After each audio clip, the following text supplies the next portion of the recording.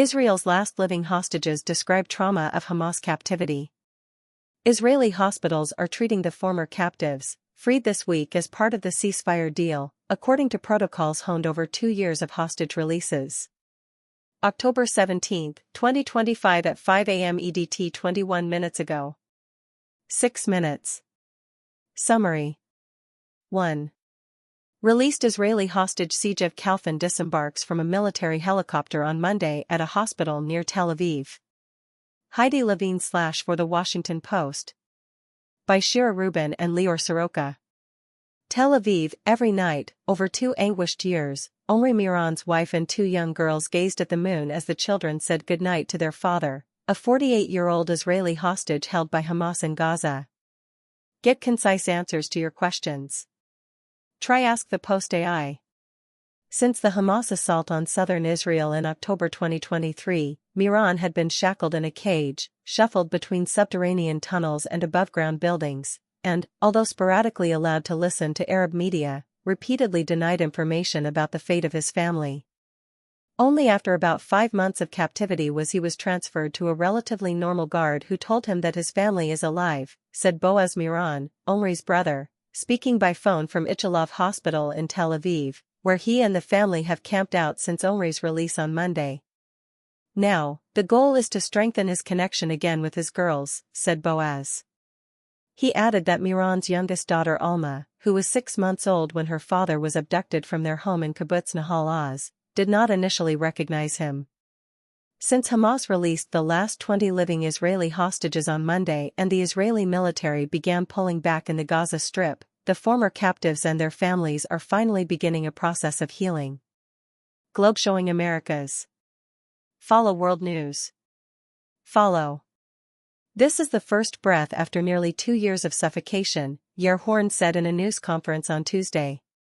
Horn had been abducted with his brother Eitan from Kibbutz Nir Oz, near the Gaza border, and then released during a ceasefire earlier this year, but his brother had remained behind until this week. Now, we can recover together, their mother, Ruth Strum, told The Washington Post at Ichilov Hospital, where Eitan was being treated. Freed hostage Eitan Horn is greeted by friends and family as he returns home Thursday in Kfar Saba, Israel, after being discharged from the hospital. Heidi Levine/for The Washington Post. Eitan Horn waves from the window of his apartment with his brother. Heidi Levine/for The Washington Post.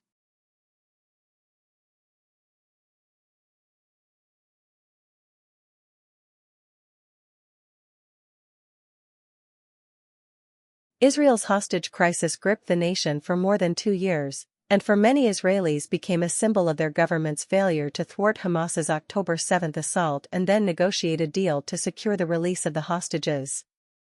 A vast majority of Israelis wanted Prime Minister Benjamin Netanyahu to put top priority on returning the hostages and ending the war, public opinion polls repeatedly showed.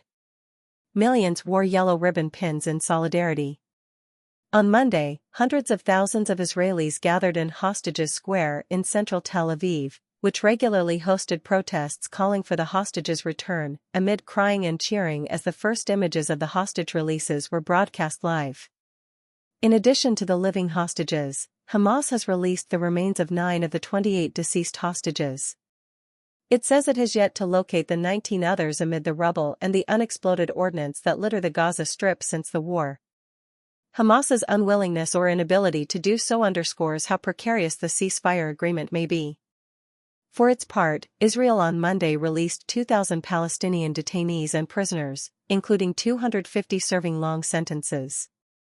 The Israeli hostages are readjusting to their new reality, and some have sent initial videos thanking friends and fellow Israelis for their support. I saw you all downstairs, through the van, insanity, 32-year-old Avanatan Or, a former hostage, said in a video addressed to his friends, which was recorded at Rabin Medical Center in Petah Tikva, where he was receiving treatment.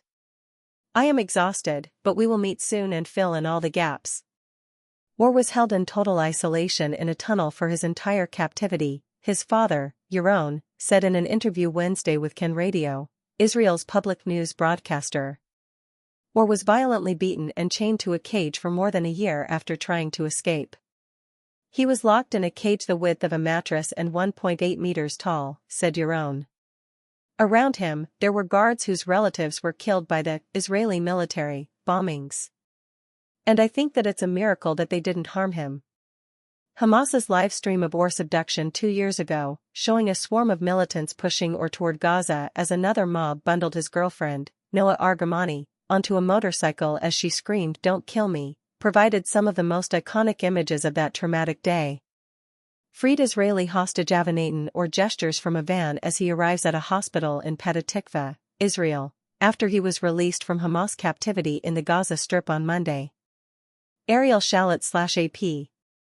Crowds gathered to celebrate and watch a live broadcast of the hostage release on Monday in Tel Aviv. Heidi Levine/for the Washington Post. When Or and Argamani reunited on Monday, Or learned that Argamani had been rescued in a special operations mission in June 2024, along with 3 other hostages. He had almost no access to information, and Hamas refused to supply his family with signs of life, Argamani said in an Instagram post on Wednesday. 2 years have passed since terrorists separated me from Avanatin in front of the eyes of the entire world, but both of us, against all odds, are back home and reunited. Argamani wrote, alongside a photo of the two embracing in the Israeli military helicopter transporting them to the hospital. Israel's hospitals are treating the former captives according to protocols that have been honed over 2 years of hostage releases. Measures include preparing for the potential of refeeding syndrome, which can develop if food is introduced too quickly after periods of starvation. This risk seems particularly high given the testimony of previously freed hostages that their captors fed them excessively in the days before their release, said Sigel Frischman, head of the Nutrition and Diet Unit at Rabin Medical Center, which is caring for 5 of the 20 released hostages. Medical teams also appreciate how important the presence of family and friends and signs of comfort are to the former hostages' recovery. Video of Guy Gilboa Dalal, 22, gorging on his family's homemade sweets as he was driven to a hospital quickly went viral. Alon Ohel, a 24-year-old musician who survived in the tunnels with a head injury and a shrapnel wound in his right eye, sat down to play a piano set up in his hospital room, his mother, Edith, said in a statement on Thursday. After more than 700 days in the silence of the tunnels, his melody finally echoed once again and it filled all of our hearts, said Edith. She added that alongside the joy of her son's return is the continued grief over those who did not survive captivity and whose whereabouts remain unknown. This week was a true moment of grace, she said.